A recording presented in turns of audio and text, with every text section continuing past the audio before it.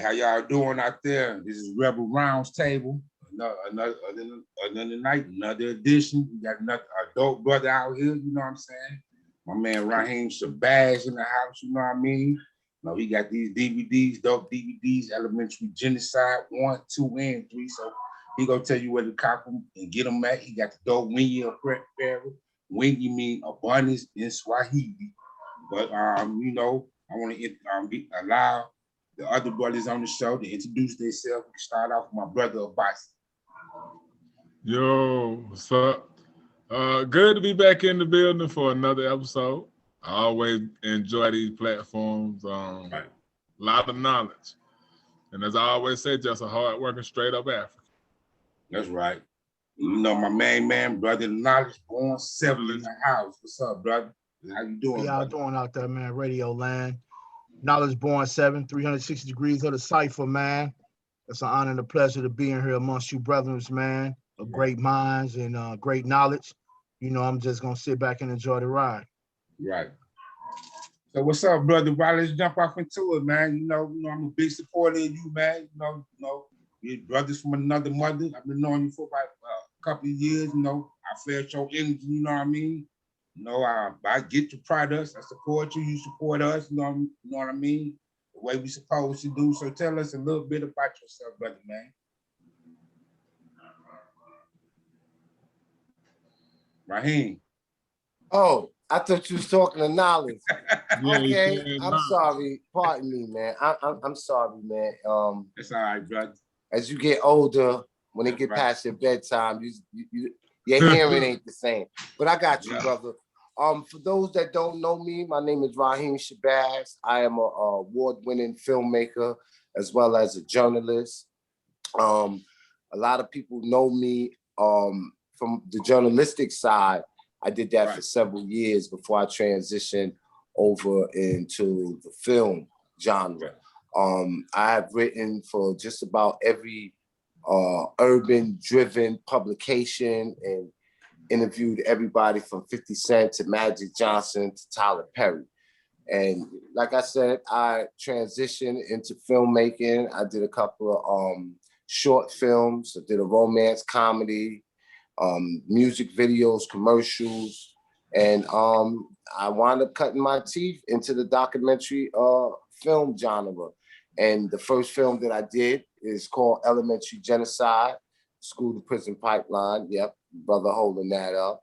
And essentially what that documentary is about is talks about the government and the school system and how they use the reading scores of 4th and 5th graders to determine how many prisons they're gonna build in the next 10 to 15 years. Right. And what they do is they sell these prisons on the stock market. Because if you're not reading on grade level, by the time you're in the 3rd or 4th grade, there's a 75% chance you're gonna end up in prison. So that's the first documentary. And then the second documentary is called Elementary Genocide 2, the Board of Education versus the Board of Incarceration. And then in that documentary, we go back to the landmark ruling of Brown versus Board of Education. And we asked the proverbial question, has it done us more harm than good? And we know that it done us more harm because at that time, 38,000 school teachers and Black administrators lost their jobs. So essentially what they did was they integrated the students and not the teachers, the Black teachers, right? So the last and final documentary is called Elementary Genocide 3, Academic Holocaust. And in that documentary, we talk about the assassination of your mind, the assassination of your critical thinking. And we do a correlation where we show that is no different than the state-sanctioned murder of Black men, women, and children by these race soldiers. And so that is the trilogy for those 3 documentaries. And they're award-winning documentaries that has been celebrated all over the world. Right. So what made you decide to come up with these documentaries, brother? Well, when I was doing, filmmaking is very expensive, right? Right. And I had to acquire all the skill sets necessary to take a project from script to screen. And I was able to do that. But the dilemma was raising enough money to do an actual romance comedy or full featured film. So in order for me to continue to do filming, I said, you know, it'll be cost efficient if I do a documentary. So I had to come up with the subject matter, and I always studied urban education. I actually wrote a paper on it, you know, in college. You know, I had to do that in order to graduate. So, you know, it was a combination of that. And then one of Marcus Garvey's quotes, and this is one of my favorite quotes, right? He said, "Education rules the world and ignorance carries the burden." And I never want to be a burden for my people. And I want to educate my people. And I want to tell them that how important education is. Education is of paramount concern, especially to us. We have to educate ourselves, and we can't allow our open enemy to educate us. Right. So this led me down the path. And when I went down that path, I seen a rabbit hole, and I went all the way down, deep down in that rabbit hole. And I was able to uncover some things that was known and unknown. Right. And now the world knows about it. And now the world is responding to it.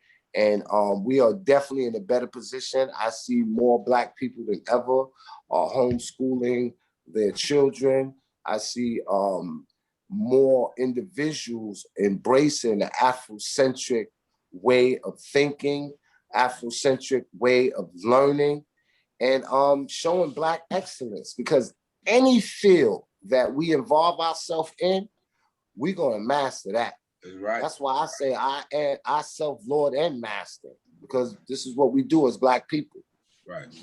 Hey man, I just want to take time out to say, man, hey, for those who don't have these 3 DVDs, get them. They packed with a lot of powerful information. And, you know, I gotta look over them again because you know he get real in depth with it. You know what I mean? A good DVDs, and I really appreciate you and thank you for these, brothers, man. It's some good work right here, and you need to get more out here. You know what I mean? In my opinion. And absolutely. And let me say something, right? You mentioned that I got real deep in there. I do make a appearance in there. I see. I didn't insert myself too much in there because I didn't want it to be so much about me.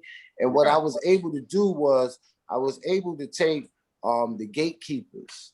You know, I don't really like to use that term gatekeepers, but people who are thought leaders in our community, you know, social justice warriors, educators, known and unknown, and put them in there. And so you have individuals like Dr. Umar Johnson, Dr. Boyce Watkins, Queen Shahrazad Ali. I got Dr. Francis Quest Wells in there. I got another brother named Professor Ed Gons, Killer Mike, David Banner, just so many individuals in there, and everybody loves it. Yeah, I love it, man. You did a good job, brother. Thank you. I appreciate that. Man, anyone, brother, you all want to ask Brother Rod question? Brother Rahiem? Yeah, I got a question for you, Brother Rahiem. How much what was the contract between you and getting people to actually be on your documentary? Was it something dealing with royalties, or how was that? To be honest, and I'm gonna be transparent, I didn't pay nobody. Okay. I didn't pay nobody. And let me tell you the reason why. It wasn't a thing of, you know, when I met and I sat down individually with individuals and I told them what I was doing, they was already on board. They say no more, where you need me to be at, I'll be there. So it was a thing like that. However, what I did do is several individuals I did screenings with. and that was in the documentary. We would do screenings around the country, and I would pay them their honorarium. I'll pay their hotels. I'll pay their security, and their honorarium and their flights. So I did that with several individuals, and so everybody gained monetarily in some way from it. Oh, you know who I did pay? I did pay one person. I paid our sister Shahrazad Ali. I paid her. She wasn't having it. yeah. When I told her, she said, "You got a great idea, brother, and I like it." And she said, "Now watch your other documentaries." She said, "Now how much are you paying me?" And I was like, "Well, no." She said, "Mm-mm." And you know what? She deserved it, and I paid her. The actual price. She was hard on that too, man. Oh yeah. She definitely came and showed up and showed out. And I think it was very important that individuals, because oftentimes we see the brothers out there, but we got a warrior class of sisters that can bring it just as well as the brothers, and she's definitely one of them. That's our mother queen. And so I did pay her. She been out here for years, man. Yeah, she's been doing it for years. Yeah. So want to ask the brother question of advice of John. This John Hargrove, he the vice president as well as the acting president, first president of the UINA, chapter 421 just came in. Oh, okay. Peace, brother. Peace. Yeah, I don't have no questions right now. Let me get caught up. Okay. Yeah, we just chimed in. Man, you want to talk about your wing affair? Right here. This is dope. Oh, yeah. New joint, man. Hey, man, I got a lot of compliments. Where you get this from? Today, man. I was out there. It says, this shit being black is dope. This shit dope. Wingy is a Swahili word that means abundance. Right. So our motto is abundance begins in the mind. And if you have it in abundance, it's always good to give, because no one ever went broke from giving, right? So it's almost like the charity arm of my organization, of anything that I do, whether it's filmmaking, the Necessary Blackness podcast. So that's why I put it out. The message is something that resonates with Black people. Right.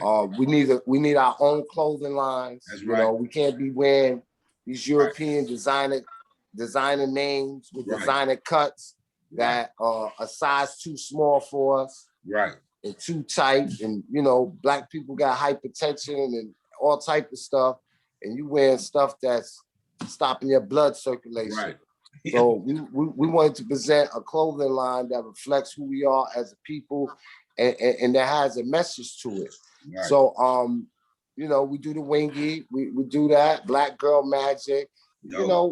Everything that we do, we gotta have Black excellence, and we gotta instill pride in our people.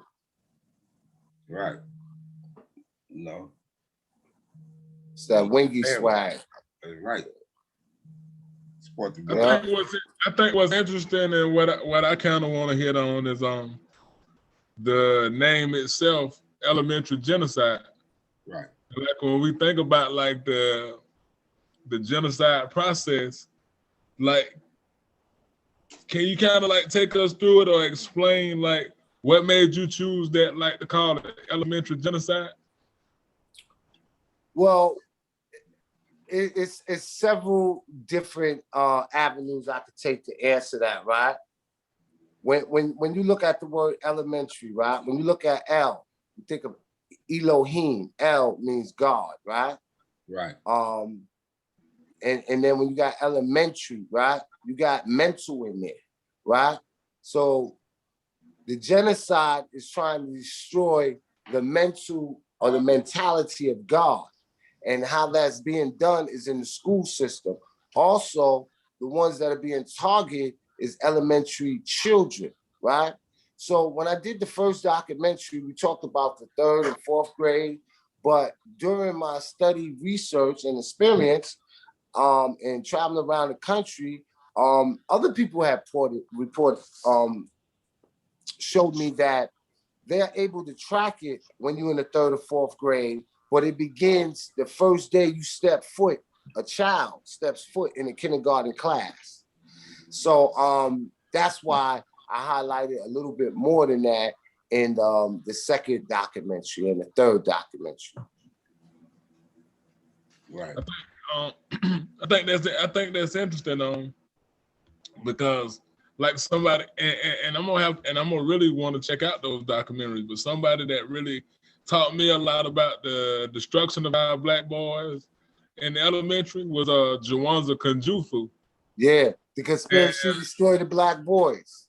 Yeah, and a lot of that, and just looking at, that, like I said, back to the title of your documentary, that's who come to mind when he breaks down like what's happening to our children, and then we know this is having the effects on the African or black household, if you will. And I'm gonna go even further to say the genocidal process now that we're dealing with. And I don't know if you want to give too much away, but I kind of like to be educated. I'm gonna get the documentaries anyway. But like I would say, like how they are kind of forcing us to kind of like with what they're doing with the children, with the LGBT, and they're starting with the babies. Right? Yeah, absolutely. Absolutely. That's definitely a form of genocide. If you will, or if you ask me. Yeah, it's funny that you brought up Jawanza Kunjufu, right? What year was that book? That was like early 80s, right? Give or take. I read that book, right? Probably 87. I read it like around 87, 88, right? Okay. I understood it, but I wasn't at the level of consciousness I'm at now. And I guess subconsciously, a lot of what I read was in me when I was doing the documentary. But after I did the documentary and reread that book, I was like, wow. Everything that's in the documentary, not only what I talked about, but what other individuals talked about, he foreseen this and was predicting it in the 80s.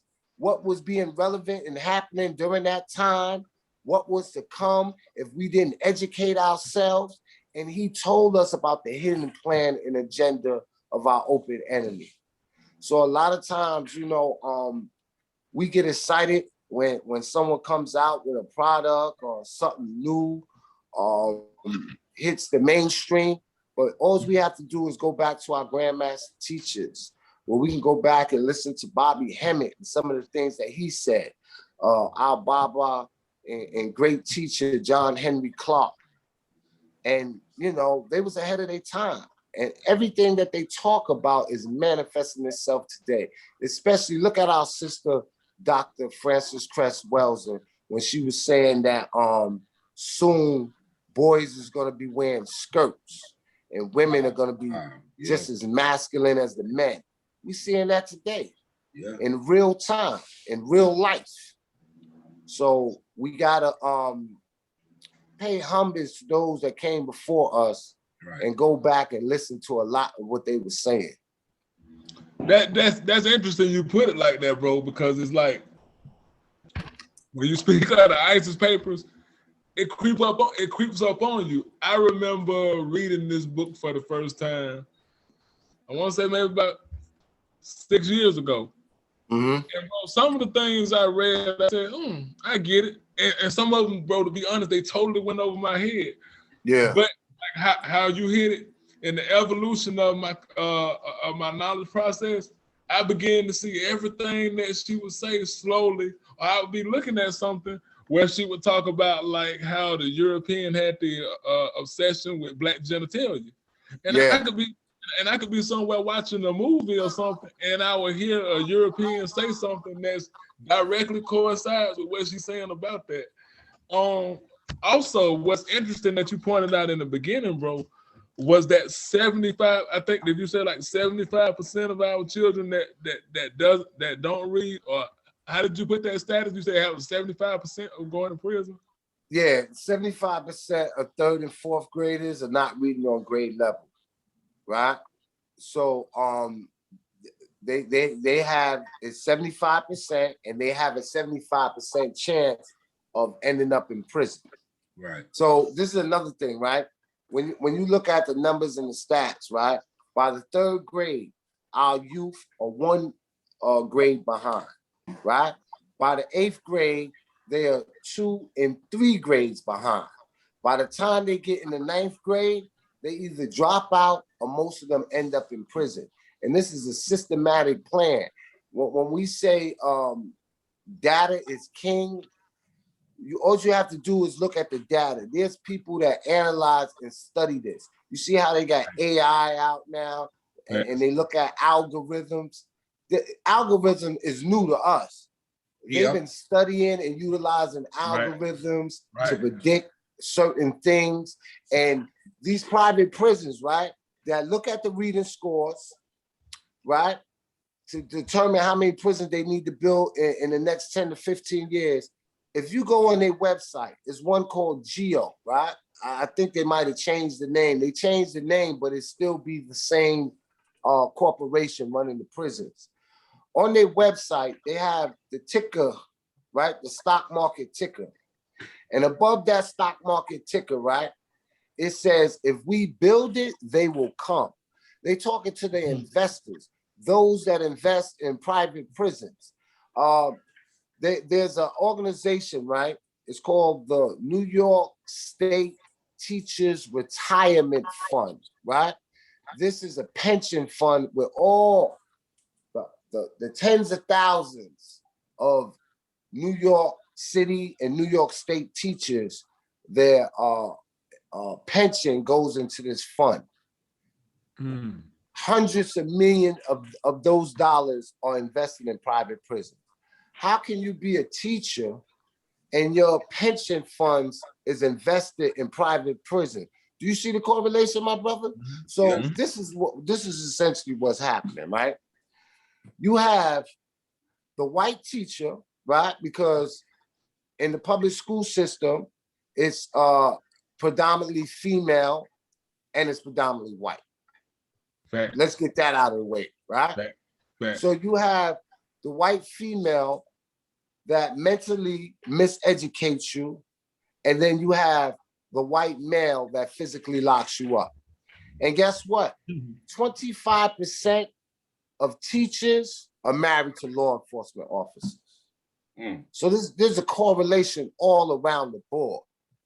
And I just want my people to wake up, to see the correlation, to know that it's real, know that it exists, and know that we have presented a solution so you don't have to have your children end up in that school to prison pipeline. Like, yeah, it's all the setup, man. It's all the straight Absolutely. setup. It's set up, and you can see it.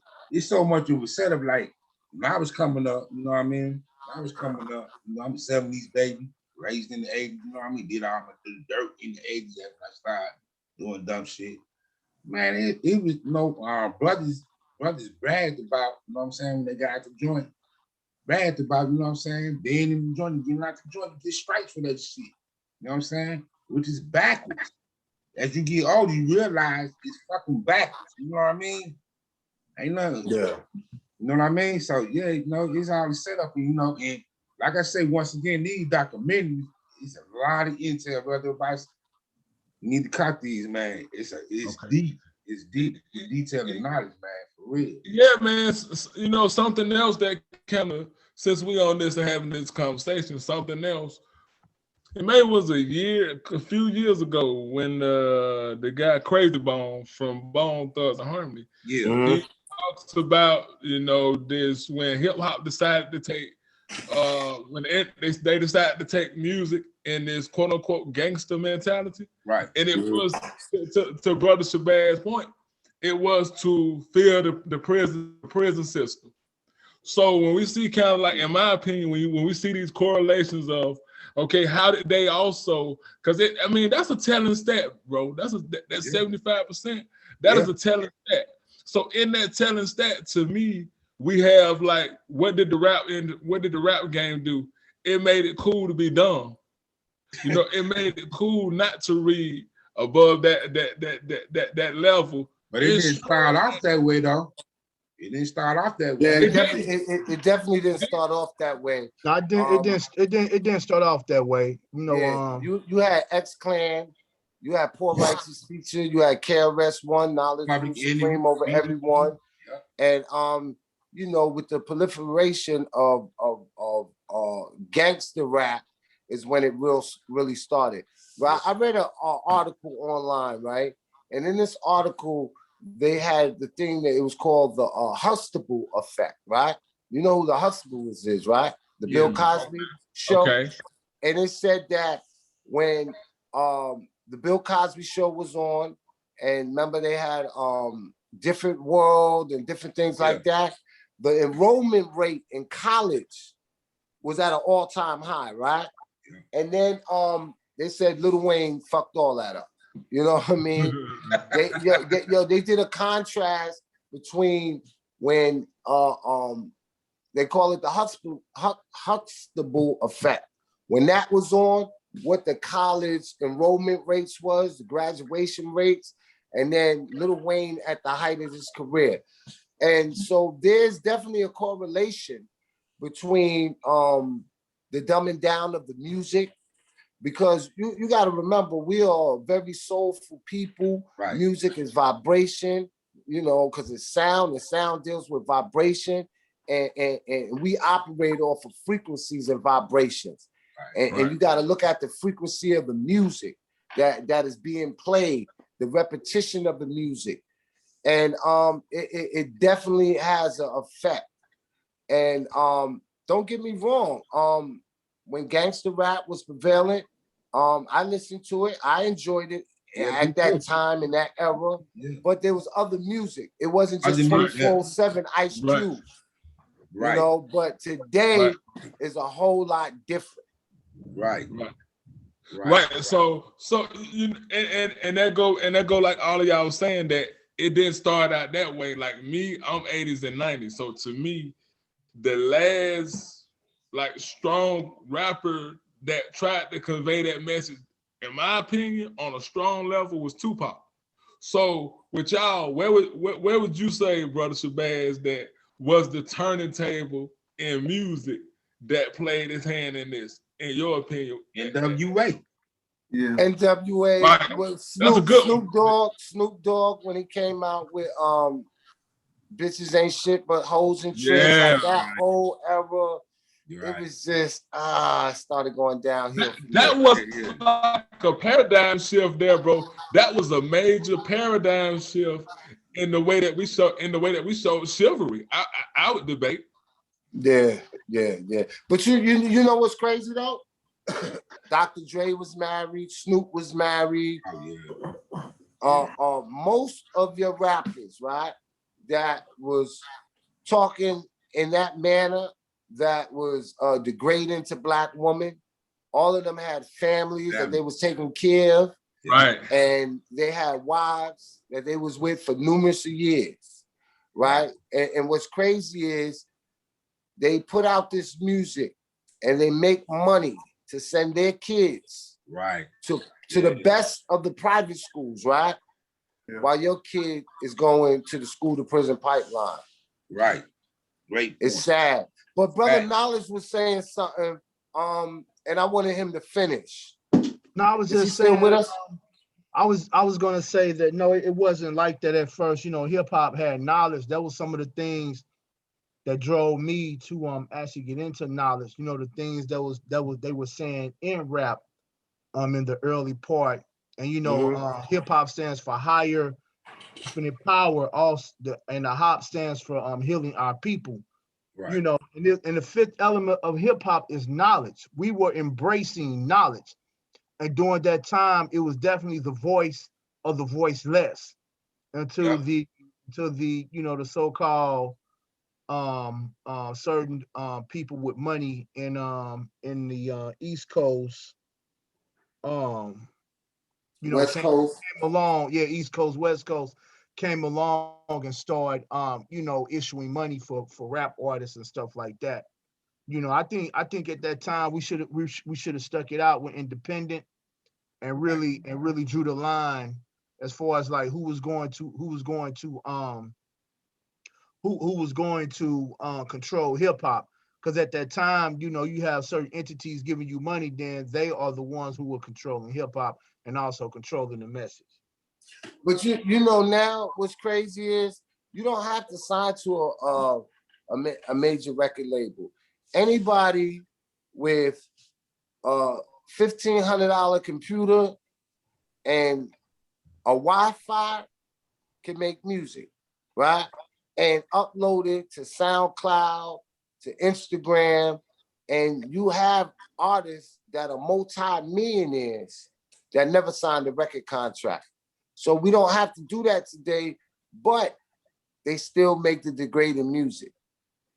Because the program do is push that bullshit, man. Well, a lot of them, listen, a lot of them, you can be a multi-millionaire, right?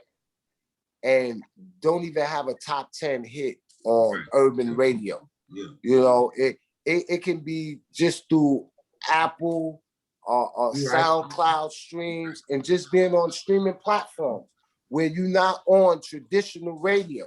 You don't even have to be on traditional radio right now to be an artist and make multi-millions of dollars. A lot of your revenue can come from merchandising. A lot of it comes from touring. They make more money touring than you do with your actual record sales. And you know, there's artists out there that are pushing the envelope and letting artists know, you know, how to circumvent signing to a record label and giving up your masters to the master and becoming a slave. So I think we're on the right path as far as that. We just got to change some of these brothers' mindset. Mindset, yeah. I think we're doing that. You know what I mean? Programs like this, and you know, you got elder statesmen in the hip hop industry that are leading the way into, you know, getting knowledge to the people. And I'm not mad when I see certain things that are counterproductive to what we're trying to do, because everybody ain't gonna be on the same page. Right. Everybody ain't gonna make it, and we ain't taking everybody with us. So it is what it is. Strong point. So yeah, you know, like I say, man, we gotta change it around. That's why we building platforms like this, man, because we getting sick of the madness, and our kids are looking at all the bullshit, listening to all the bullshit. So we got to stand up and show them a better way, man. Not just through platforms like this. We really got to really hit these streets and talk to our kids, man. You know, we really losing them, man. And we losing them bad. And I absolutely. I care. You know, I was speaking with some young brothers today, right? I was out at an event in the West End, and it was about 6 brothers. We was all building, and I was way much older than them, right? And we was talking, and I was trying to show them the disparity when it comes to blacks and white, right? And I was trying to tell them that it's getting to a point where we got to hold each other accountable. We got to hold each other up. We got to help each other, because this is the only way we're going to get past this, right? So the scenario I was giving them, right? And I was telling them that a white high school dropout, right? They have a better home ownership rate than a black college graduate. How is that? How you drop out of high school and you got a better home ownership rate than me, and I graduated from college, right? So this is the dilemma, right? When we talk to our kids, right? How can you continue to tell them to be good in school, get good grades, go to college and get a good job when they surrounded by rich criminals and poor graduates? You know, a lot of people that's graduating from these colleges is not making the money. It's people that haven't went to college. And so the change of the narrative is this, right? Everybody don't need to go to college.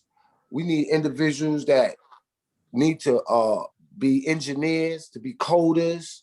A lot of things you can make money if you doing you're a mechanic fixing airplanes. Like, go to trade schools, you know what I mean? Become an entrepreneur, open up a business, you know. So there's so many things that's available now with the advent of social media that we could do, where, you know, we can close the wealth gap, you know, and the open enemy can't stop you from getting online. It can't stop you from learning. You know, a lot that I learned as far as filmmaking and certain things, YouTube University. And guess what?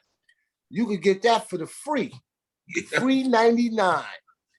So we gotta, what's the name, man? We gotta do better, man, because there's no way we should be in a worse predicament than we was 10, 15 years ago with all this information that was available to us. You know what I mean? When I was coming up, it wasn't no internet. You know what I mean? You wasn't gonna make no money. If you didn't have a job, you was on the corner. Right. You know? That's the truth. So today, you don't have to work a traditional 9-to-5 job. You can be your own boss. You can be your own entrepreneur. And this is the message that I try to carry across the country, and I try to instill in these young brothers, because I haven't worked a traditional job in 15 years. Right. You know? And you know, that makes sense, because what I think it is, you know, it's kind of like that whole song and dance of, you know, get good grades, go to college. You know, I think we spend so much time in the rat race, and those are the ingredients that they have told us to the American dream, that it's important that we starting to like hear and tell people that now, because this is my thing. Like, even though I know what a beast it is, I don't necessarily discourage children away, or the youth away from going to college. But I do what I think what we need to tell them now is, like, it needs to be an objective when they go into college. It needs to be a goal. It needs to be something that they after. You know, you shouldn't just be going for, quote unquote, a lot of people say they go for the experience. And then, like you said, they come out and they have nothing. So I think more so as we start to kind of like tell them, having like, you know, what's the objective, you know, to bring back to your village, to bring back to your people and teach, like you said, teaching them trades, things like that. I think that's the stronger message that I also push too. Because I think, really and truly, I think all forms of schooling is genocide, to your point of your documentary. Oh yeah, absolutely. But you know, let's be real, right? Everybody's not college material, right? Some people work best with their hands, you know. And if you're gonna be a plumber, electrician, you know, those are trade schools. Another thing, you said, you know, some people say they like to go because of the experience, right? The people that I know, they got $130,000 student debt experience, right? So guess what? You got to pay back $130,000, right? Which is probably, you got 30 years or however long you got to pay that, right? And here it is, a person like me that didn't, well, I did go to college. I graduated college, but I graduated college. I went to Penn State. I graduated college in jail. So it was free for me. But just say that I didn't go to college, or brothers like me that didn't go to college and that still are successful, right? While you are paying back $130,000 loan for the next 15 to 20 years, I'm making that in 1 year. So, you know, we got to look at it now. Certain things now, you're going to have to go to school for. If you want to be a doctor, you want to be a lawyer, yeah, you ain't gonna learn that on YouTube. You know what I mean? So for that, you know, the strongest thing you said, the strongest thing that you said was, and I agree. No, I'm in full agreement with what you're saying. But the strongest thing you said was college not for everybody. And I think that's what we force on our children. We force this kind of way, or this mentality, or this dream, if you will, that you gotta go. Sometimes like it's just not in the cards. You, like you said, that's a perfect example. You sitting them to rack up this debt, and they end up being a plumber. The American way. Or working at Burger King or Walmart. That's happening a lot, bro. Yeah. That's happening a lot. People with college degrees working at fast food, and no, not to nobody that have a job, but how, like you said, how is this possible? How is it the lowest of the stankiest cracker have a better opportunity than a college graduate of ours? We know how. It's systematic racism. Yeah, that's what I said. We know how, but you know, and that's why, you know, even though, like, what I try to tell people, even when we deal with Black economics and empowerment, and we uplifting our people and we doing everything right, right? There's certain structures that are already implemented in society, right? Yeah. That are put there to hold us down. Like, for instance, I don't know if y'all probably heard of this story. A sister and her husband was selling their house. And when the appraiser came to give them back the price, they was like, "Whoa, that's very low." And they knew something was fundamentally wrong, right? So what they did, they had their white friend. The lady had she did another appraisal, and she put pictures of a white family or whatever up, and it tripled. And this was one story, right? And after that, more stories and more stories started coming out, and then they started looking at the rate. You know what I mean? When we talk about land is the basis of freedom, you know, land is home ownership because your house is built on your land, right? Yeah. So they cutting it off at the legs, you know. So it's just like, what do we do when we got to go up against stuff like that? Right. You know what I mean? I don't have all the answers, so I'm asking. What you think, Knowledge? I want to hear from Knowledge. Knowledge, you still with us?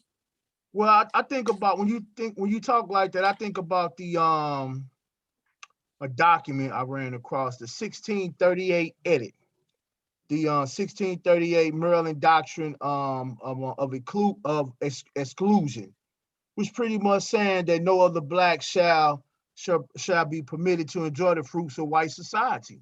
And therefore, ever since then, that was in the 1600s. You know, that plan has been probably beforehand. That plan has been. What is it called again? The Monroe Doctrine. You just got some knowledge. You just dropped the bomb. 1638 edit. EDIT. Edit 1633 edit. 1638 edit. 38 edit. Okay. Yeah, and it trickled down to the acts for liberties of the people. And it was based out of Maryland. And this is just one of the documents they had back in the day that pretty much blatantly said, and it's a public record, that no other black shall be permitted to enjoy the fruits of white society. I didn't know that. So, you know, when you get down to it, you know, this is in the 1600s, you know, and it's just crazy, man. You actually know, documented, huh? Yeah. Oh, yeah. It's a lot of documents. There's been documents. A lot of acts. It's a lot of acts out there, man. That they put certain things in the acts, like back in the day. The Homestead Act. The Homestead Act. Yeah, the Homestead Act. Millions and millions of free land to these European settlers that just came over here, and every white person was given hundreds and thousands lots of land, and blacks couldn't get shit. Now, one thing, even they had the GI Bill. When you come out of the army, you get the GI Bill. You get for the education, to buy a house. Blacks was excluded from that. Mm-hmm. So you're definitely right, man. That's called the Homestead Act. So there's a lot of acts, legislation, and laws that was passed to hinder us in our progress and our liberation for freedom, justice, and equality. But this can't go on too much longer, man, because people are waking up.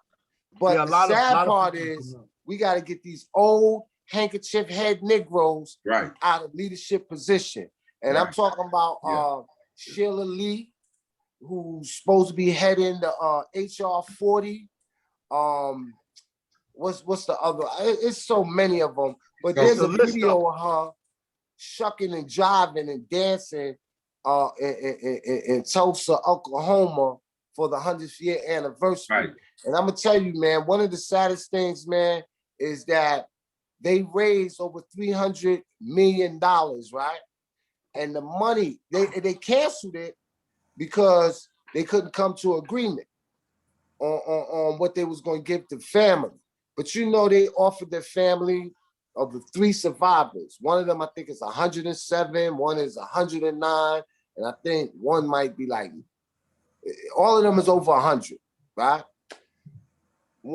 But they offered them, I think it was $100,000 or something like that, if that, right?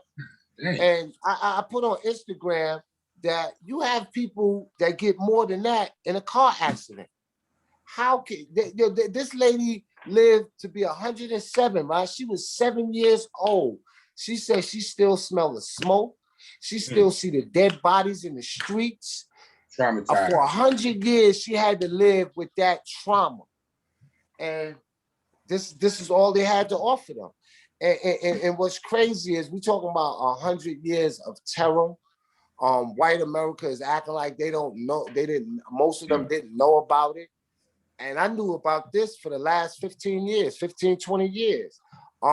They was calling it the race riot. It was not no race riot. It was a race massacre. Right. Let's call it what it was. Tell it like it motherfucking is. Yeah, and it's sad that Joe Biden, you know, he gave a song and dance, and he didn't address giving reparations to these survivors, right? That's the least he could do. You know, let's just take reparations off the table temporarily, right? For the descendants of slaves. But these 3 individuals that lived through this, you couldn't, and it's sad because within 120 days of these so-called anti-Asian hate for Asians, a bill was passed. But for over 400 years, we've been trying to get a lynching bill, and ain't nothing happening. So we dealing with a lot, man, in society, and it's unfortunate that there's a certain segment of society that really don't see this as a serious cause. You know, I posted a video up today on my Instagram. Sorry to say this, because I know you're from Chicago, but there's these 2 girls that are dancing and twerking on a cop car while the cop car is moving. And there's hundreds of people around them, and they all taking pictures and videos, and it's a big celebration and a kumbaya moment, right? Now, let me say this, right? Twerking is not gonna stop the police from being brutal, from coming and being an occupying force in our community, right? And it's just that type of element of society, man, where people have been arrested, people have their heads bust open, people have went to jail protesting against police brutality, and these individuals feel the need to twerk and dance on a police car. It's just crazy, man. But I'm sorry, man, I just went on to a whole rant. Hey, man, tell it like how it is, brother. Tell it like it is. You know what I'm saying? Yeah, but that's why I said, you know, on that post, man, I said, yo, everybody ain't gonna make it, man. All of us ain't gonna make it. And you know what? It's just like Marcus Garvey said, I don't know if he said it in these words, but I'm gonna remix it, right? He said, everybody shouldn't be going back to Africa.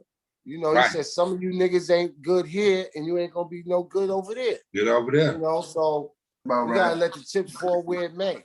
Hey, some of them, guess what? Some of them are family members. Right. But you also know in the art of war, you're gonna have casualties of war. Oh yeah. Yeah. And you can't feel bad for them because we told them. We warned them. That's right. You can't. You can't. See, we warned them and we told them. Just Right. like we want our family members to not take that jab, do not get that vaccine. And what happened? Right. They went and got it. Right. Now what happened? They saying that shit don't even work. We all knew it was an experimental drug. They was Right. telling you it was an experimental drug, that it wasn't approved. And even with the mask, they saying that the mask doesn't stop viruses. It doesn't help you not catch a virus. And so much is coming out. And it's just crazy because the individuals that were saying all of this and countering the narrative and letting people know what was going on, they was looked at as crazy. You know, Facebook had to issue an apology, and they had to reinstate certain counts that they had banned because when people were saying that coronavirus is man-made, now it's coming out, you know, that it's a great possibility that it was man-made and it came out of those labs in Wuhan. Right. You know, Yeah, I got the article where they where United States, where the schools over here, where the science schools in United States did not want to continue to do the research, so they gave Wuhan, I think, $3 million to finish it. Mm-hmm. Wuhan, China, they gave Wuhan China Institute $3 million to finish the work. And you know, Dr. Fauci is the man, but it's also another dude, Dr. Barrick. Dr. Barrick, he's the one who does the initial research for immune deficiencies and stuff like that, and respiratory. And was he part of that thing with the AIDS too? I don't know if he was the part of the thing with the AIDS, but his name, because that name sounds real familiar. Yeah, Dr. Barrick, white guy, wear glasses, man. He's a professor, you know, and he does the research and all of that. I seen you the articles, man. But yeah, man, I got that. And then not just that, man. The CDC owns the rights to the testing kits, and it's a company that's suing the CDC because they have not given that particular company a real test of COVID-19. When they send them the results, they're sending them influenza A and influenza B. Wow. That's the case that's going on right now. That's kind of hush from the public. But yeah, man. Yeah. Have you read those leaked emails? Yeah, I checked out the leaked emails from Dr. Fauci, but you know, I'd already kind of knew that anyway about the mask, one. Two, another thing that was highlighted in his email was they spoke about HIV being a bioweapon. You know, and for long they kept talking it came from Africa, it came from monkeys, and lo and behold, in the email, that's the evidence key that says that HIV is a bioweapon. Also, COVID-19 is a bioweapon as well. And you know, I tell people, man, you know, we need to, you know, we talking about education, you know, genocide as far as the mind. We need to, at one time, we were high in education, you know what I'm saying? Young Black men and young Black women. We need to get back to that. We need our people to be in artificial intelligence and coding, and as well as in bioweapons, you know, because that's the future. You know, not only is this the future, if you don't know anything about computers or robotics in the future, you will not have a job. You will be a slave. Absolutely, absolutely. And you know, I want to go back to Tulsa, right? Right. You know, those brothers and sisters, right? They had amassed all that wealth, right? But they didn't really have a standing army. They had individuals that was fighting back, right? Like they was fighting back now. Don't think that they just came in and did what they did. Hey, Rob, I mentioned that on the last show, Rob. Huh? I mentioned that on the last show. Yeah, but they took 18 hours, right, to kill over 300 people and burn down hundreds of thousands of houses and businesses, right? But this is the advantage they had. First of all, them poor whites didn't have access to airplanes, didn't have money for airplanes, damn sure ain't have what it takes to have a bomb that you can drop on people. We ain't talking about no Molotov cocktail bomb. We talking about one of those bombs that they using in third world countries, right? That came from the government. The sky. The National Guards detained 4,000 blacks, not one white. Let's get that straight, right? Right. So they had money, but they didn't have no airplanes, right? Because they could have went and had airplanes and dropped them on them white folks, right? So just like you were saying, right? We need individuals that can build planes. We need individuals that are well-versed and have knowledge in bioweapons. You know, we need people, we need scientists so that when they do release these biochemical agents, we can use our own vaccines. Because, you know, vaccines, it's not that vaccines are not good. It's just that the scientists that are giving these vaccines and approving them are not good. We dealing with a wicked devil, you know, so let's get that straight. You know, somebody was telling me that it was Africans. It was Africans that came up with the first vaccine, you know, and not this Western society of way of making vaccines. But you know, that's another story for another day, man.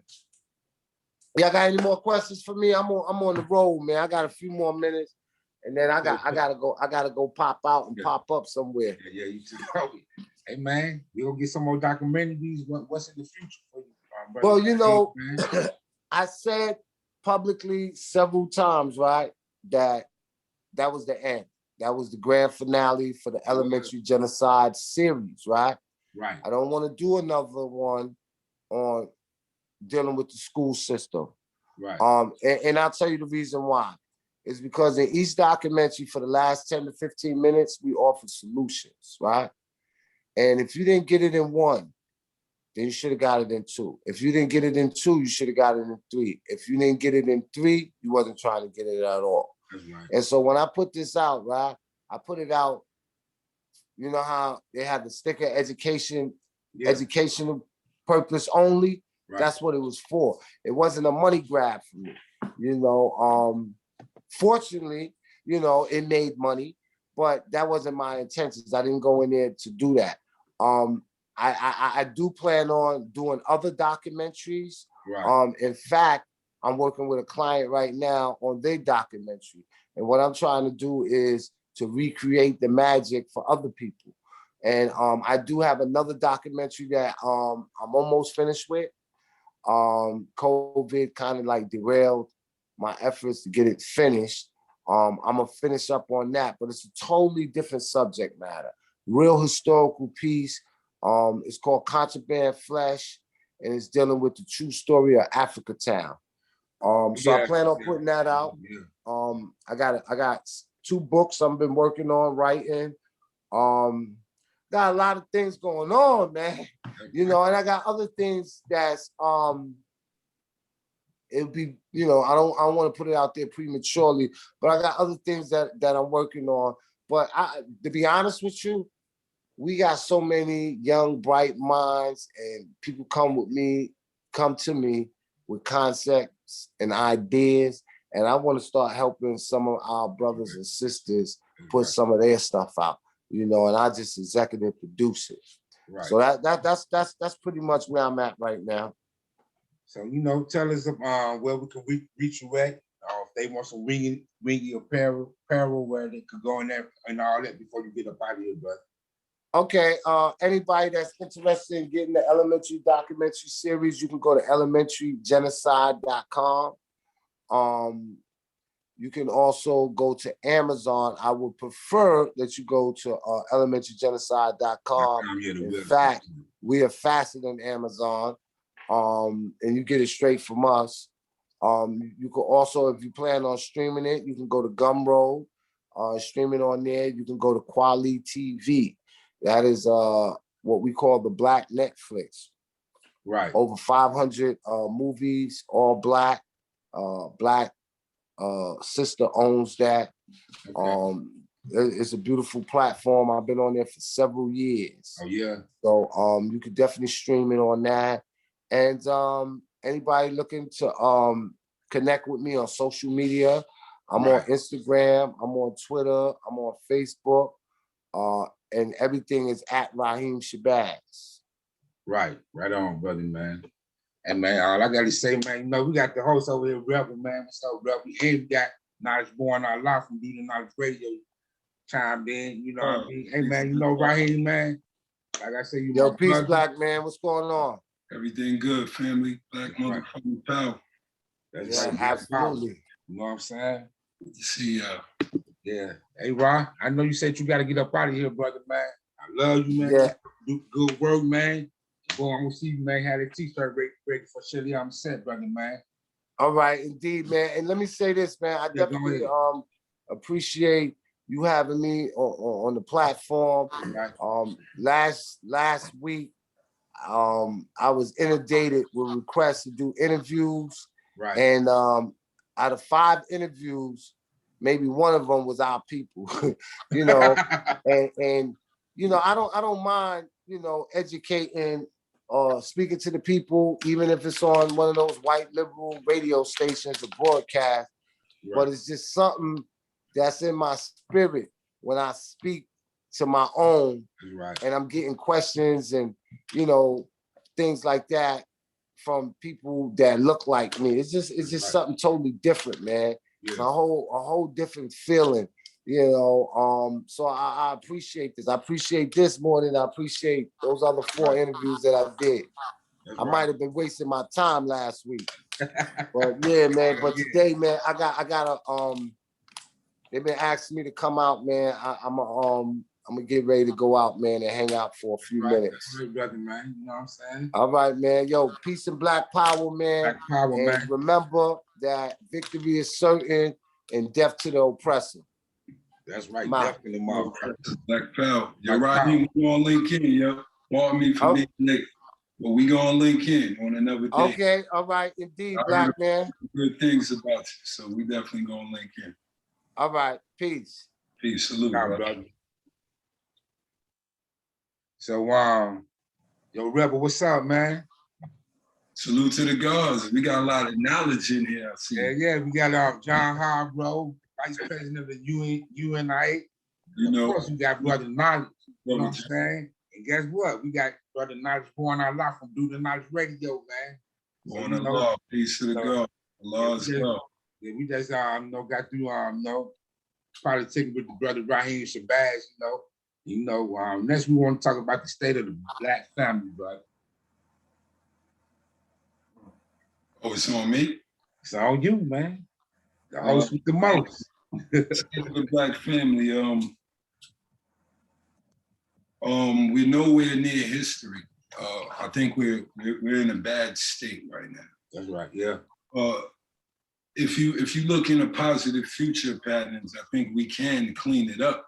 But as far as this second right now, the black woman, she's in a whirlwind, which means to me, she's in the world. You know how the Bible say, be in the world, not of the world.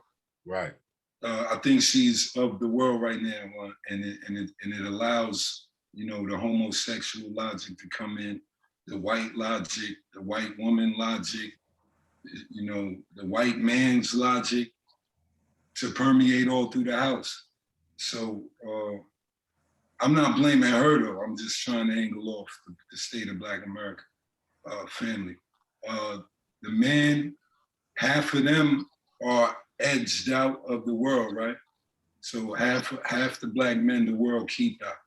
The other half of them are what they call beta males. They letting women run right over them.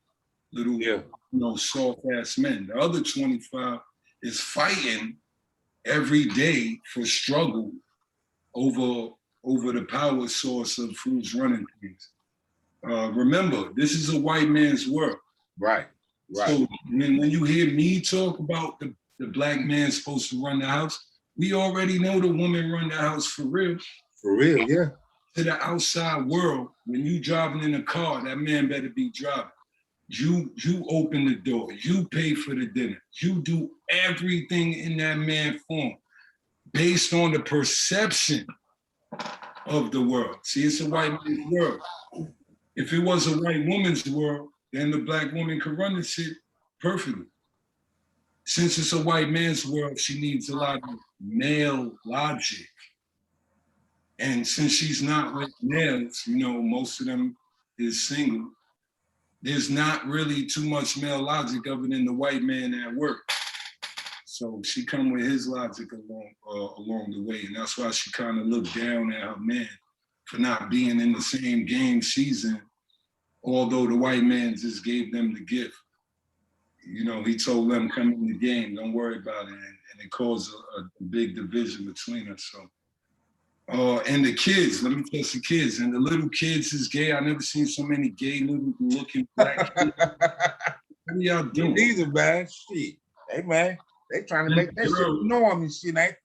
Exactly. Then the girls hate their moms, so somewhere in there they become type lesbian or something. I don't know where all this white energy came from in the last 10 years. But if you give me, if I have to grade us, put it this way, in the 90s, I would have gave us an A-. Today, I'm giving us a C-. So I think the black family right now is in shambles. It's all disorientated. We're playing gender roles. We done switched gender roles. So I think the black man got to take control. Listen what I'm about to say, of the black woman. Understand what I'm saying?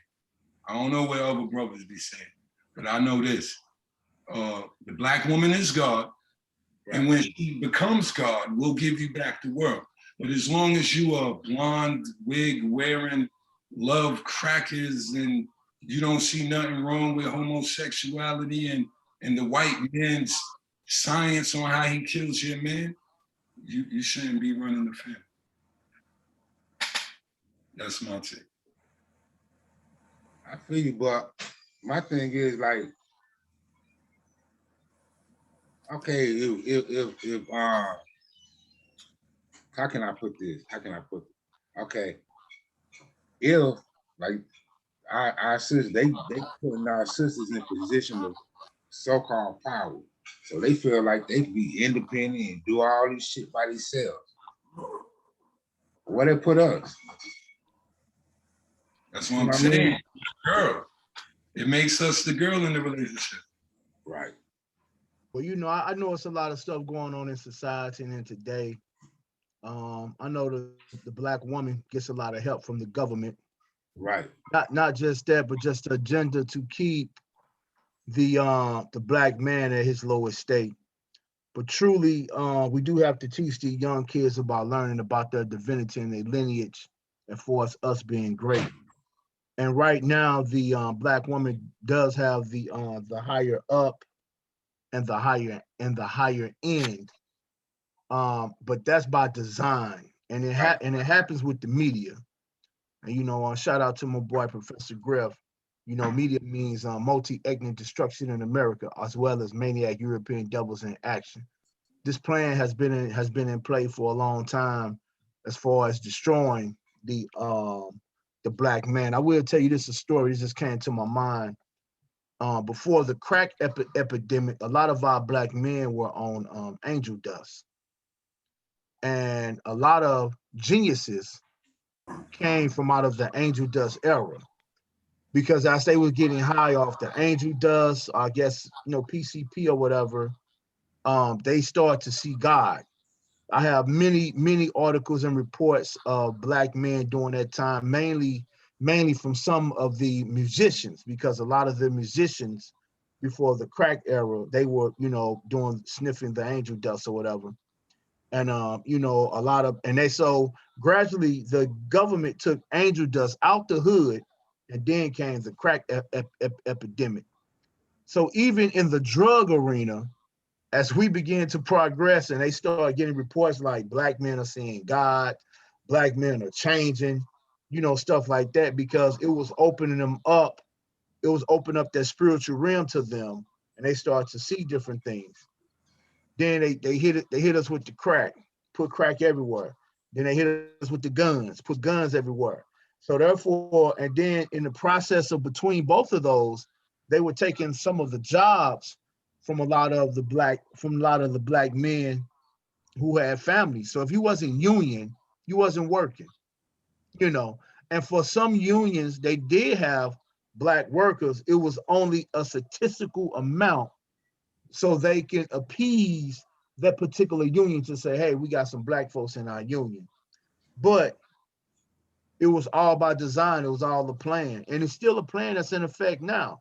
Now they changing everything that's pertaining to the black man. And now we have more, I read an article and it said that that right now the average black woman probably will never get married because 40% of us are in prison and 40% of us are have some type of mental defect, as well as along with the homosexuality. So that's 80% of the black men that is of some form of defect. A black woman's not gonna marry that when the business rate of LLCs, C Corps, and S Corps of the black woman is up 75%. So that means more black women are opening businesses and becoming entrepreneurs, or becoming more breadwinners than black men. So it's all by design. And the best way to really get a hold of it is us men on this platform. We taking the initiative and really fight. We really got to fight for our younger black men, and we have to be the example. And when someone come ask us a question, especially a young black melanated male, you know, we should definitely have an answer for them. We should have a conscious, knowledgeable answer for them. Maybe that one answer, not saying you're going to change that person's life, but maybe, you know, it could be a seed planted, or somebody else might have been planted the seed and you come and water it. You know, it's got to be some form of process or something like that, but it's definitely by design, and we definitely got to get a hold of it. Or as an article I did read also, it said that the black man is an endangered species. Yeah, that's what I was about to say. It's like, damn, it's like we got them in the process of a motherfucking elimination, man. Mm-hmm. Once I heard you break all that down, and it's happening right now. Yeah, right before our eyes. The revolution, Right, they said the revolution will not be televised, but no, the revolution is being broadcasted. No doubt. And that's through social media. All the platforms, everything going down, all through social media, man. And right now, I wouldn't say we don't have a fighting chance, but we really got to change the scope of everything, unless, you know, we're gonna have a big problem. We gotta tell the black woman, we gotta show her who her enemy still is. Right. Because to me, it looked like she think the black man's her enemy. You hit it right on the nail, brother. White man, student welfare. Who cash your check? Whose name is on your check? I like I told y'all last episode, even the girl who worked in Wendy's has the power. Because whatever level they're on, she still bring home them, you know, the extra cheeseburgers and all that. So she still has more power than Twan on the block. Because he don't bring nothing home. Like the whole world is designed against us, and she used to be with us in this war. Oh, yo, I made the joke. Yo, is all the women gonna give back the gifts they woke up? Remember them commercials like in like Christmas where they open the door and then they got the car with the bow on the shit? That's what the white man did. He put a gift outside of most black people, black women's house with their name on it. A free gift, straight to the game. We're gonna accept you. You could work here. You could do this. Y'all don't see all the commercials? Yo, they're mechanics. They're construction workers. Yeah. They're like managers. I'm not mad at this. Like I keep telling niggas, the black woman is God to me. Understand that. But the white man is using her Right. to kill the whole black family. Her freedom is killing the whole family. And like Knowledge said, she won't marry. So the mission ain't even in it. She looking at her own self. Yo, fuck that. These niggas ain't on my level. I ain't gonna mess with them. She don't even see the play. You know how many men they could clean up? What if they all cleaned up a so-called broken black man on purpose? Right. Yo, remember Beyonce had that song, Let Me Upgrade You? Yeah. Why they don't sing that shit? Beyonce all in that song, naming upgrades on a man. Let me change your clothes. Let me change your lifestyle. Look, the black plight got to get back into the black woman. Look, you see how Americanized we are? Right. That's the problem. We never was this Americanized. Yeah. When we started going to Disney World, my people? Y'all really want to go to Disney World? It's the American dream, yo. You got to be asleep to enjoy it. So the black woman is asleep right now. That money making us sleep. She letting my son become a faggot. I don't care what y'all say. Look at all the young men y'all see from 8 years old, 9. They all feminine, son. That black lady is banging on these kids in the room. I don't know what they think. The white man poisoned the food. They got them early shots from prenatal care. Something is happening. Yeah. Yo, remember when they said by 2050, the whole world will be brown, or 260? Yep. I remember. About that. What they really saying is they're gonna steal the blood. You see how divided we are? So all the niggas wanna fuck Becky, right? And all the black women is like, yeah, I'll date other races. Yeah. All we doing is getting our blood stolen. So these fuckers can live more thousands of years. Right. Because you gotta understand, they do this we don't even know when they do it, but every few years they go black one generation, right? Then they go back white. So by that third generation, Billy is 6'5", and you don't know his grandmother was black. They always come in and go out. So we let them steal our blood. That's real. And we supposed to be smarter than this. It's 2021. We saw the 90s, 80s, 70s, 60s, 50s, 40s, 1800s, 1700s. We go argue about if we the indigenous Americans or are we the ancient Kemites. It don't matter. We still falling for the white man plan. So all this knowledge does nothing when you let your wife wear fucking blonde fucking hair or your kids, they got the gay little cartoons on today. Right. So you letting them watch that. Like you don't block none of the source information from the white man and this demonic culture. So it's all our fault. I'm blaming the black woman because she got all the kids. So the only reason I blame her is because she got all the kids. And she chilling. And the kids is just becoming Billy and Mary. They just becoming like white kids. Yep. They're starting to think like white kids. They're starting to be weak and emotional and a whole bunch of shit, man. Our whole race. Look, it's the emotional times, right? So all this critical information can't come from an emotional mind. They can't get into it. We need critical thought again. We need critical black thought again. So we need more men. Because who is these women talking to? Right. Like, what men are you talking to? I don't know one. Because I honestly, if I go out into the world and I bag a girl who make 100,000 and she all in the world, I think I could change her. That's a heck of a job. Nah, it's not a heck of a job. Turn on the TV. I'm going to bang on your TV. I'm going to bang on your mind frame. It's almost like I don't like you. but I like you.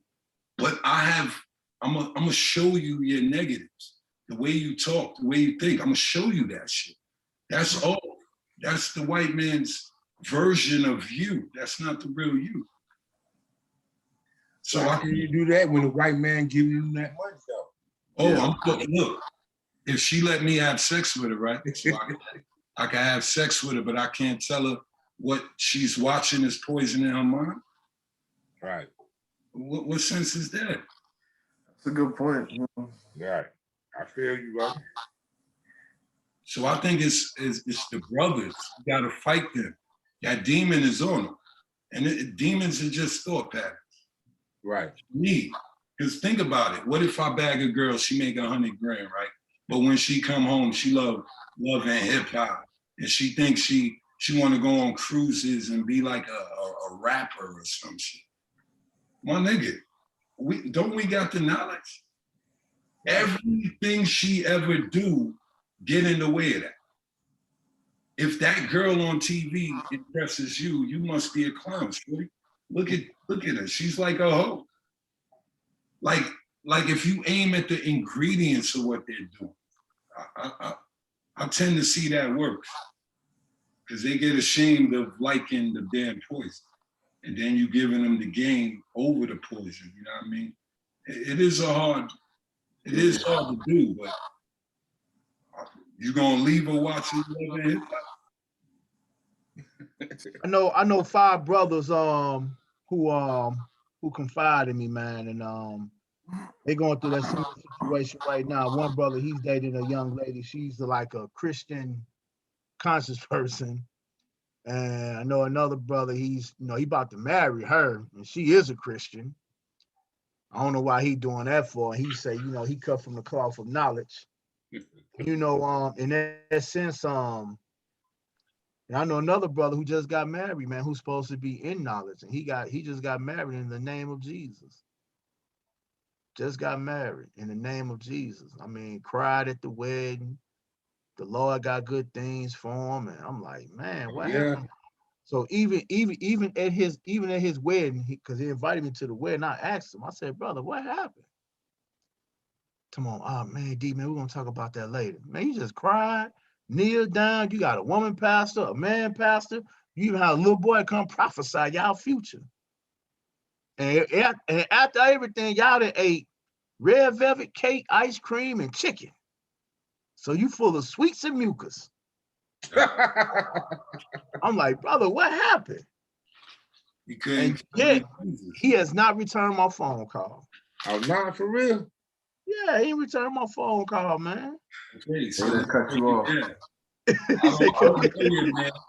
But let's break it down. That means he had conversations with that pretty black lady, and they was arguing or clashing a little about Jesus. And he lost. He couldn't kill Jesus. He couldn't kill him. That's his fault for not having the knowledge enough to be able to kill Jesus.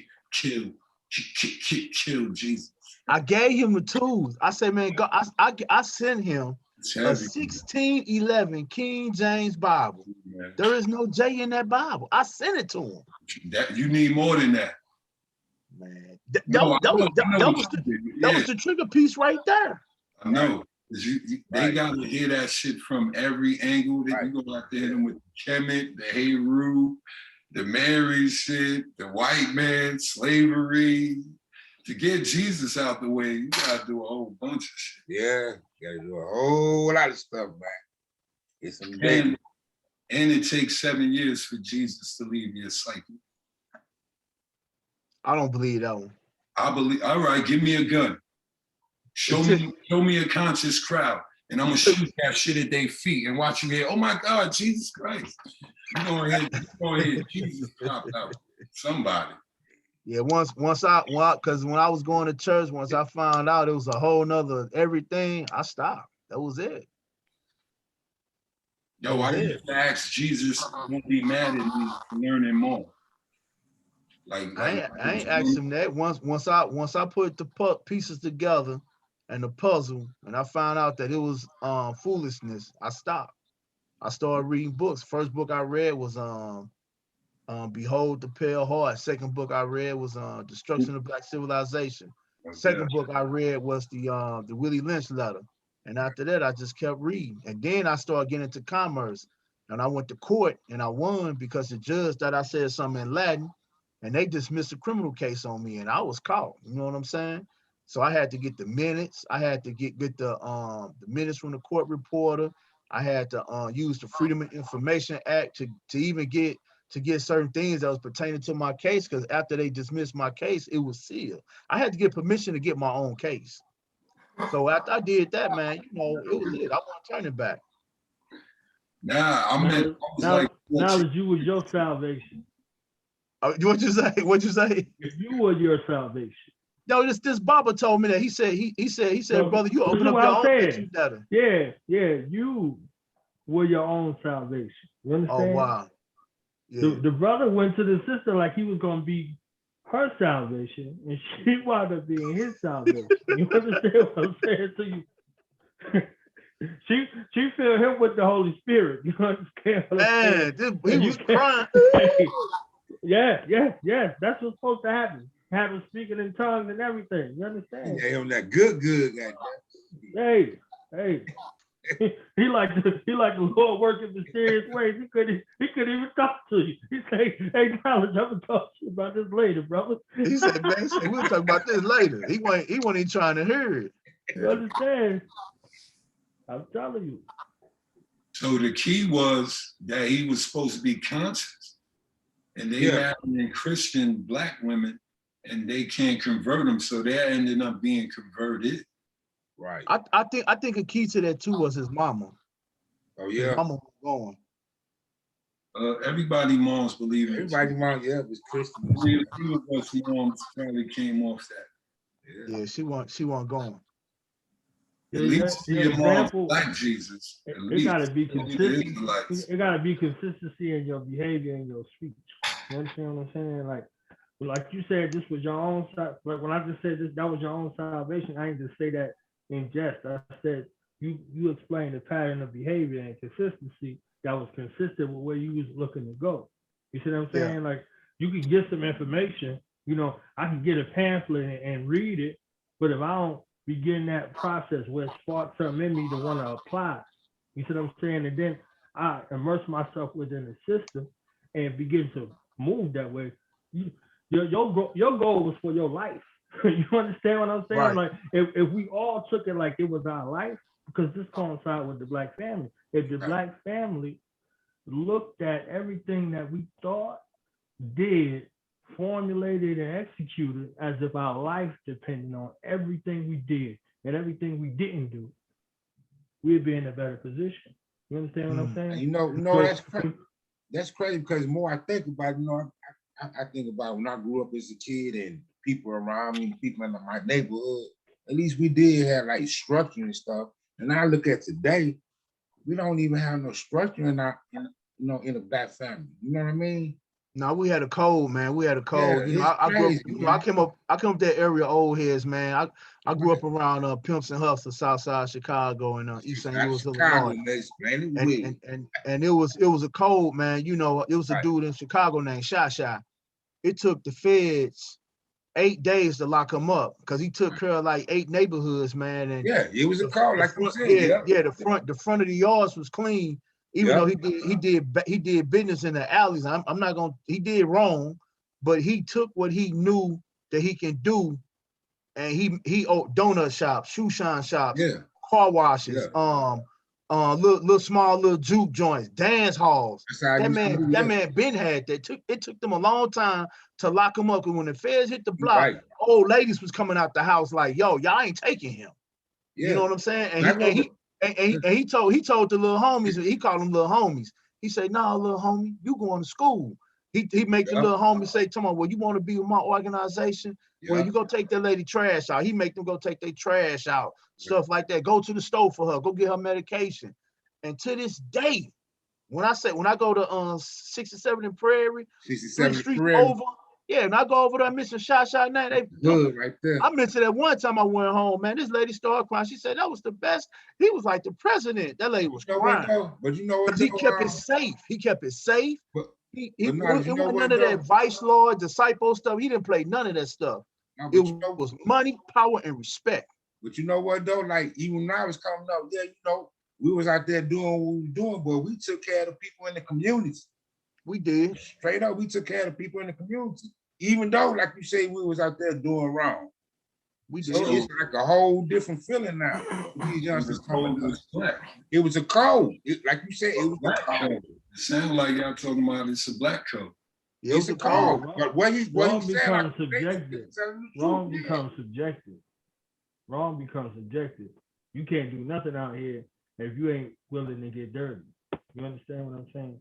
So if you look at that, you know, there's people that look like us that'll tell us that Turner did wrong, that Harry Tubman did wrong. You understand what I'm saying? Yeah. So when you start looking at, you know, what it was, what's the result? What was the result? You see what I'm saying? Like they had some shit in America with the Irishman. Either the Irishman could be a criminal or the police. You understand what I'm saying? Like they gave them a charge. They from the same family. The brother was the criminal and the other brother was the police. So the same thing with the Jew, the criminal or the lawyer. You understand what I'm saying? So he the criminal over here, he the lawyer over here. Yeah. So from lawyer to the judge. So the Irish folks had the cops and the Jews had the court system. So now when they're at war with each other in the street, the same shit for the Italians. You see what I'm saying? They all had a position. So it made it look like it was chaos, but it was organized chaos. Organized chaos. They knew what it was, and their position was to fight for power. You got a whole power structure, family business called America. You know that as a corporation. And what they say in regards to do right, they do wrong and make it look right. You see what I'm saying? So now they convince us. We go back to Tulsa 100 years ago. What did they say happened? They said something happened wrong, and then they came in there as the adjudicator to make it look right. You see what I'm saying? But this is one thing that I wanted to say because I was listening earlier to Brother Rahiem talk about it. You know what I'm saying? Salute to the God. There's a piece that's missing when you talk about escalation of force. From a military perspective, you don't firebomb a place where people throwing rocks at you. And you don't bring in the National Guard into a situation that you got controlled by people in the local area. So when we emphasize fighting back, we have to emphasize what that means. That means that they were kicking these crackers' ass. They were getting the ass handed to them. This is what we have to know about our people, that our people was coming back from war, and that's who was occupying those towns, them veterans that was already fought in war. So as long as you can say, okay, they was doing something wrong, they'd be like, oh, okay, then they had to be punished. Because that morality that exists within us, right and wrong. But when they was like, oh no, knowledge was just in business. Oh, are they getting the business dude? Oh, they went to a spot and hung him because he was competing better than them and doing better than them in business. Oh, okay, we're gonna go to war. You understand what I'm saying? And what they said happened with the young brother, they went and got the young brother before the Klan did, and then that's when it started. You understand? The difference was they thought it was going to be docile. They was going to be able to walk into the situation and snatch that boy up and hang him, and that was going to be that. They weren't having it. So it was like, oh, you got guns, we got guns too. So now when you start talking about that military presence and applying that spooked the shit out of them. And not only was it they was running them off, they was airing them out. So they got their asses handed to them. And then they went back and got some more people. They got their asses handed to them. They went back and got the National Guard and everybody else. And this is where the bomb comes from. Yeah. Don't bomb in situations where you're winning. You look at Vietnam, they bombed Vietnam and they ain't in Vietnam no more. You understand what I'm saying? They had to make a tactical retreat out of Somalia. They got the asses handed to them. They don't go into places, and most of the places they go to stay, except for where they got their asses handed to. So we gotta remember that when we look at, our people and we tell the right history from whatever vantage point we got it in. You see what I'm saying? So, just like you were saying in regards to us having to fight, we got to know how, when, all of that, capabilities, strengths, weaknesses, all of those things in regards to that. And I like what you said too about the commerce, because by me studying commerce, I know that's real. When you start affecting the European commerce, Right. it's wartime. It's the only time. And just like they mobilized to take care of their own, so we wouldn't know about Emmett Till if Emmett Till ain't tell the story. You understand what I'm saying? How many Emmett Tills is out there? All they got to do is make up some lie for something to happen. Now, if you deal with retribution, it's a lot less things that you got to do. Economically, okay, that's one arm. Agriculturally, that's another arm. Healing psychologically and spiritually, that's another arm. But another arm where you think about your life is when you don't make it home, you come home after watch and your family gone with a note. You understand what I'm saying? It's a different trajectory in regards to what it is. You get to this is how organized crime became organized crime. They showed you pictures of your family. You understand? Like not you ain't worried about you. And you know where that comes from? The Civil War, with the total war concept. General Tecumseh Sherman had the Southerners worried about their families, because word would come back to them that the women and children was killed and their houses was burned to the ground. Where they learned that at? Haiti. You understand what I'm saying? So when you're looking at total war concept, the numbers don't have to be on your side if the mind frame that you're willing to go a place where your enemy ain't. That's what happens. You see what I'm saying? That changes the trajectory.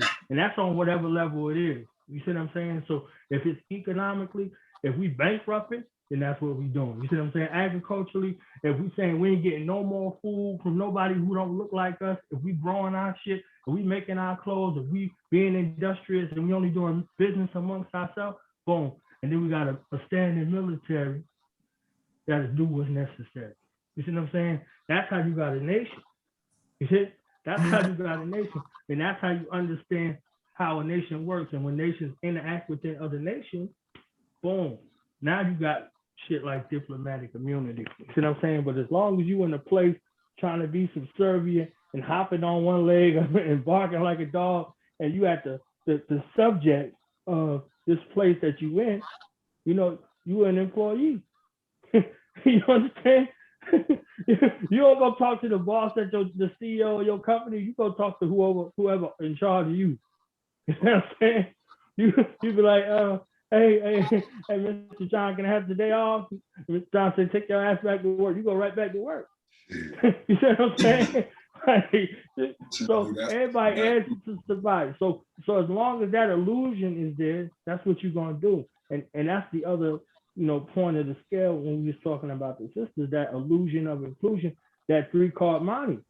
You see what I'm saying? Like that's a hustle. Right. You in there on the game, somebody on the side, they like, oh yeah, oh it's right there, boom. Oh, you make you think you could win some money. So you got the illusion of thinking you're gonna be able to come up in this place and do what you need to do, and that you're in a position above somebody who just as captive as you, if not more captive. You see what I'm saying? So you playing the shell game or you playing this three-card money, and you getting took, but they make it look like you winning. You see what I'm saying? Your family incomplete, your children homosexual. How are you winning in this game? You ain't winning. You know what I'm saying? You're a loser, but they make it look like you winning. You know what I'm saying? Like, oh, you got the next one. I'm telling you, you got the next one. Just let it ride. Like, boom, boom, boom, boom, boom. So they did all these things with that psychology of you playing to your ego, and that's how it becomes to your detriment. You see what I'm saying? Like the little games. I'm gonna end with this. The little games at the amusement park where you throw a little bag and you try to get they got that big ass bear out there. And it's $1 to play. $200 later, you still ain't got that bear because they played on your ego. They teach them. They told us they teach the people. One of the dudes gave in the game. It was like they teach the people how to do that, how to keep you playing. You see what I'm saying? That's why they serve drinks over there, all kind of stuff that's going on. Because you done got took from the time you went in there to the time you leave. So you thinking about your loved one, or you with your lady or whatever, you trying to impress them, or you trying to get this for your children. They played on all that. So $200 later, you madder than you ever been. You understand what I'm saying? And you ain't do nothing but make them richer. They play that game with you. You see what I'm saying? So I just wanted to add that. That's what's up. You know the game rigged. Every game is rigged. Y'all know the rules. Yeah, what's next on the schedule, Kimwana? So that's all we have for the night, brother, man. That's all we have for the night. How long y'all been on? 2 hours, brother. Nice. 2 hours. Yeah. Pardon me, because I just drove in from Memphis. I had a little long ride, like 7 hours. Wow. Just did that shit straight. Woo-wee.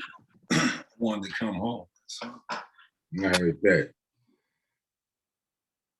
nah, man. Oh, yeah. Let me show y'all the picture. Remember the pic? I was trying to showcase this young artist. Oh, yeah.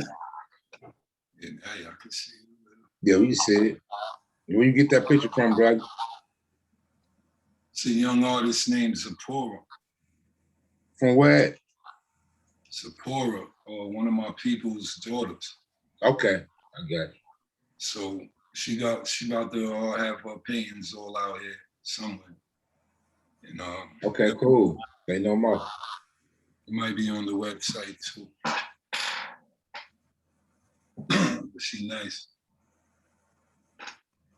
Oh, I mean, y'all can still do y'all thing. We sign up out of here. Man, we had a good build tonight, man. I appreciate all the brothers that came through. Brother Knowledge, you know what I mean? Brother Knowledge Born Our Life, Beating Knowledge Radio. My brother John Hargrove, the Vice President of UNIA, Atlanta Chapter 421. You got any last words, brother, before we get up out of here, John? I mean, no, y'all touched on the major points. But one thing, like, I always like to touch on, quote from Malcolm X: "History is the subject best qualified, most attractive to reward all research." You know, so the more discussions we have and the more issues we attempt to tackle, when we look back at history, we're going to see that they come from a common source. And to me, that would imply that they would lead to a common solution as well. But when we were talking about one thing you mentioned in regards to the state of the Black family, right? I thought it was very interesting, and my opinion kind of changed as I listened to the brother speak. But for me, I thought it was worse in the past, and it was. Let me make sure I'm saying this right. It was on a path to get better, but right now it's just like we in almost like a tornado, or it's just it's up and down, depending on where you look, because just based on my history, when I grew up in the 80s, and all of my friends, my male friends, one of the things that kind of brought us together and made us close was the fact that none of us had our fathers in our lives. So, 4 or 5 of us, young Black men, and we all didn't have our fathers in our lives. But when I look at those brothers now, they made sure to correct that mistake from the past. So all of my male friends are fathers, and they're part of their children's lives. So from that aspect, I was thinking like, it's getting better. But at the same time, in regards to what Brother Rebel was saying, to the femininity of the boys, you can see it, and see it, yeah. I'm not gonna say it's necessarily the father's fault. They could obviously do more, but it's just I know that they're up against the system. You know, like when it comes to school and even after school programs, our children are spending so much time with other people and other races that, you know, we only get a limited amount of time to help them develop and become, you know, the ideal image that we expect. Yeah, I just wanted to bring that up. And hold on, let me see. But oh yeah, then I thought about the female friends. That was that's when I say like it's all over the place, because when I think about female friends now, like a lot of them, most of them are single mothers, you know. So I got my male friends on one side trying to, you know, still with their baby mamas and trying to, you know, build the families. But then my female friends that I grew up with, they single mothers. So they tried, they were in relationships, got pregnant, got married or whatever, and things didn't work out, you know, and now they're just out in the world, you know, trying to rebuild and at the same time raise children. So, you know, for a second I thought we were getting better, you know, but looking at it honestly, it's chaotic, you know, and we could go up from here and we could go down, you know, but I think we had a critical point, you know, and you know, we have to be diligent about our responsibility, you know, to have a better impact on the future. And right. Another thing that Brother Rebel said that I definitely agree with is it's up to the men, you know. The women, I don't know what's going on. We got to save them though. Like mentally, they just on into it. You know, like they living the best life. Right. You know? So, you know, as strong Black men, we got to step up and basically have standards, you know what I mean, for what we will accept, you know. So, and even if it comes down to the case of, I don't want to say that, but we just may have to move on and you know, pursue the next queen. But we definitely got to have standards, and if they're not meeting up to the standards, right. You know, aspire to be a queen within themselves. I agree.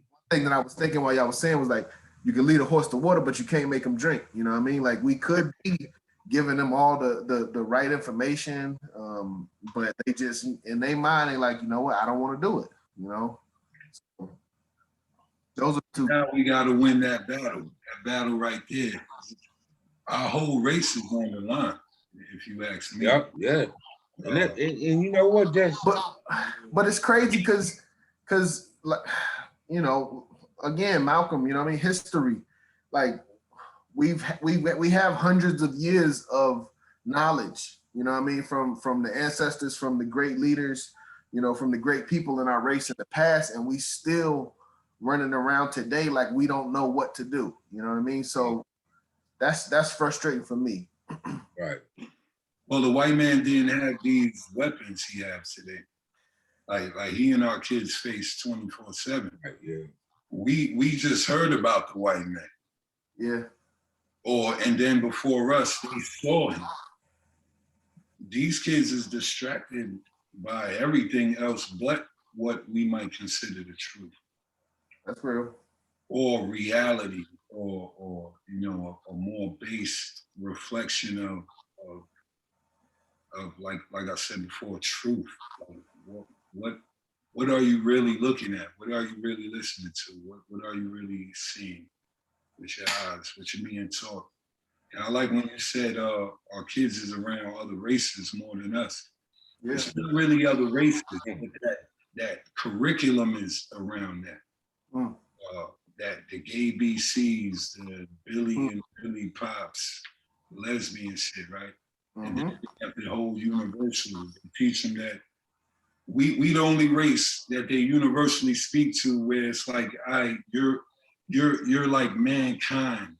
You're not African. You're not African American. You know, to stand on that like Russia or China or Europe. Yeah. So they make us think in a universal form, and then we're divided by success. And to me, we the worst we ever been. All through slavery, all that. Yeah. Like the most divided we ever been, I think is right now. Based on what you were saying, we all see the single moms, the brothers outside the link. Even if they want to be, sometimes the woman take on the power, you know, the white man get the power. So you can't see your son, you can't see your daughter. Yeah. I know a lot of brothers like that too. Yeah. We gotta have like a black unity meeting, a billion man, a black man march. Right. We gotta do something outside of the world where we can tell blacks that we gotta be concerned about other blacks. Right. Like this is going crazy. It's a hard job, bro. It feel like we not black no more. You know, like we don't have a race no more. It's like I don't count the conscious community. I've used everybody, right? And we're a small portion of everybody. So when I bring everybody in the equation, we don't look that good. Nah, we don't. We don't. We don't. But the crazy thing is, like, Kenwardo can attest to it. Like, at least out here in Atlanta, we were just doing a community program today. Like what we do, we go out, clean up community, or do feeding programs, or even do patrols and things like that. But in the process, one of the big things that we try to do is engage with the community, engage with the people. And it's just crazy how people just don't give a damn. You know what I mean? Like we come out to their neighborhood, their neighborhood, but they still don't care about, trying to participate, trying to get involved, trying to donate or have any type of ability, like it's crazy, man. It's really crazy. Like you can even show them, exactly what to do. You can help them do it, and they still don't want to get up off the, get up off the couch and come out and do it. Truth, man. It's really gonna be hard now because they got the people came before y'all. EDI day alone. Yeah, hustlers came before y'all. You know what I'm saying? Like the hustlers preceded y'all. You see what I'm saying? Yeah. The devils came out there and told them they're giving them a free drink if they take the vaccine. You understand what I'm saying? Or they get entered into a chance to win a lottery. You understand? So the propaganda on the other side is strong. So stronger. Our proper propaganda got to be stronger. You see what I'm saying? This what we I like that, man. Wow.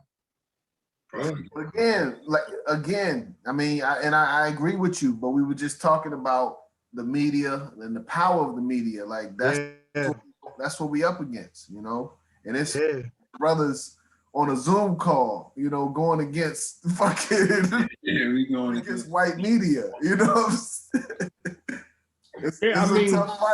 I'm saying about where you are, like where you are in your presence. You see what I'm saying? You present out there. It takes consistency. You see what I'm saying? Like we was talking in the other joint. Like we dealt with people that was on drugs and trying to get them to kick a habit. They dug in.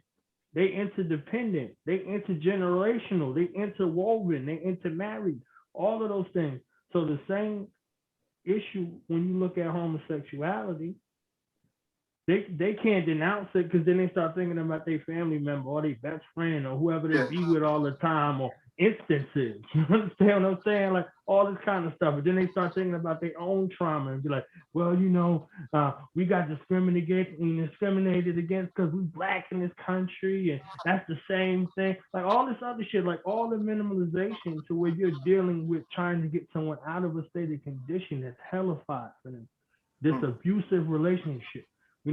I like it, the state of Black America, and I just say this with the state of Black families, like the foster care system. You see what I'm saying? Mm-hmm. You see how traumatized them youth and those families are in the foster care system? Definitely. So when you look at foster care, it's in the absence of real care. You understand? It's in the absence of real care. So the first thing that's fostered in their mind, I was reading that damn nursery story. What was it? The Cinderella story. And when you look at the Cinderella story, I looked at the Cinderella story, I looked at that movie Unbreakable, and I looked at that movie Antoine Fisher. All Antoine Fisher wanted in the movie was a family. Right. So Cinderella had the wicked stepmother and the evil stepsister. She knew that she wasn't a part of this family. You understand? So going through this situation, whoever this applies to, you're dealing with a people that in families and ideas are fostered to them that your mother didn't want you, Africa. You understand? Your mother sold you to us. You understand? Don't blame us. Your mother did this to you. So breaking that connection and that hole, now you're here in this abusive relationship where you get abused, where you get bought, where you get sold, and you exploited. And you know, when they showed that movie, What's Love Got to Do with It? After he beat Tina, he bought her a gift. You understand what I'm saying? So when you're in this abusive relationship, there's cycles and ritualizations of abuse. You know, you're dealing with this constantly year after year after year after year after year. And then when you look for your mother, you see your mother come by. You understand what I'm saying? Like in that movie, Antoine Fisher, he said, I used to go to the corner and imagine that you was waiting for me on the other side every day. And he said, you know, you would pick me up, you would hug me, you would take me to go get ice cream. How traumatic is that in your psyche? You're looking for someone to deliver you from, you know, your wicked stepmother and stepsister, knowing that you're not of this place. And every time you meet an interaction, it failed. Every time that you see, you know, your shining prince, you see them assassinated. You understand? So it becomes ritualized in your mind to separate yourself from that and say, damn, all of that right there. So you're coming as the shining prince with the slipper, you understand, to get them out of that condition. And they're like, oh, hell no. You see what I'm saying? So now they're clinging to something just for something's sake. You see what I'm saying? So when you look at that cycle of abuse, when you look at that ritualization of toxicity, and then when you're dealing with trying to get somebody to kick a habit, just even a regular habit, you're like, yo, you say I'm too much. And they trying to get rid of that. They can't, you know, they got issues breaking that habit. So you're talking about somebody that they independently, you know, for generations, the people who came before them and the people who came before them had some kind of hold and connection, even just with a pictorial image, like what Rebel was saying, like that white Jesus on the wall. We seen that shit on Good Times. Like they had black Jesus on the wall and their life was changing. You understand what I'm saying? Right? So they was good to go with that black Jesus in the house. He's like, come on, BJ, don't fail me down. You understand what I'm saying? Like they made light of the situation. But there was the matriarch in the family that wasn't nobody bucking against, that said, this is the only one that I know, and put it back on the wall. You understand what I'm saying? So that kind of psychological hold, you got to know going in that these are the people that'll kill you. They'll kill you for cleaning up their neighborhoods. You understand what I'm saying? They'll kill you for trying to get people off drugs and getting them back into, you know, a workforce or a do-for-self mindset. People will kill you for that. Yes, sir. Right. Historically, we looked at all of the evidence. As great as the Honorable Marcus Mosiah Garvey was, he couldn't compete with all of the minds who wanted to be in his position. You understand what I'm saying? Or just get rid of them altogether. So now look, you walking in Garvey's shoes, brother. You see what I'm saying? You like, damn. You understand? Like what Pac say, tell me I ain't God's son. Nigga, mama a virgin. You understand? Like, so you really out there walking in that valley of the shadow of death, but you bringing life and hope to a people who never lived before. Right. So look at these choices. Like this is a result of less than 160 years of choice. Less than 160 years of choice. You couldn't choose who you was in a relationship with. You couldn't even choose your children. Just imagine being born. Your birth children wasn't your children. You had to take whoever the stork or the cracker brought to your house and said that's your child. So you couldn't choose who you was in a relationship with, or you couldn't form a secure attachment with them because they could be killed or sold off at any time. And then we looking at the state of Black family, we still made a family out of whoever was in our household. That's where we get these analogies and say, family ain't blood, all family ain't blood. Because that's where we got that from. We would have never said that if our minds and generations wasn't interrupted. And then they say, well, sometimes family do you worse than anybody else. This is because you don't know who's in your family. You don't know who's in your family. You can't even unify in your family because your family is an admixture of this experiment called a marriage. You see what I'm saying? Like you might be choosing somebody who ancestrally you was at war with. Because in our tribal dynamics, we had, our own little rifts. And then us coming together in admixture, we put our bloodlines at war with each other. You see what I'm saying? In the same house. Calling each other brother, sister, wife, husband, whatever. So these are all of the things to confront on a multitude of levels in order to be in a position to where somebody can take help. You see what I'm saying? You offering somebody help and their ego and their pride and their trauma and their drama, all in their mind erupts because ain't nobody ever helped them before. You ever say, how you doing, brother? How you doing, sister? They look at you like you from outer space. Mm-hmm. You understand what I'm saying? Yeah. and we on our jobs, and you see that devil come by, they get to perking up and showing all their teeth and all that other shit. You understand? All of these things all come together. Right. And these are things we got to decide and remember what we see. So this is how we can listen to the Honorable Marcus Messiah Garvey or Malcolm, and they talk about then, and we think they're talking about now. Mm-hmm. Because the conditions haven't changed. Mm-hmm. The mentalities haven't changed. Even with the improvement associations and the organizations that were there to detoxify us and break the hole, we still have to deal with the people. That's the frustration, though.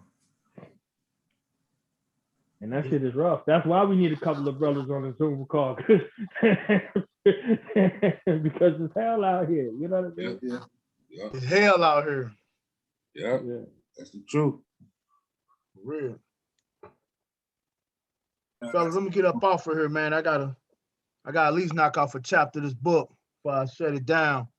Right. Y'all be smooth, man. Peace and love to everybody, man. I enjoyed the convo, man. It's always an honor. You guys invite me on here, man. Rebel, keep it going. Kenwardo, you guys keep it going. Knowledge Bond Allah, man. Thank you for your contribution, as well as Brother John, man. You guys have a great night, man. Peace, King. Family, us. Peace, knowledge.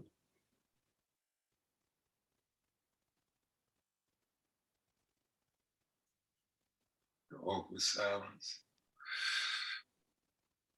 Oh man.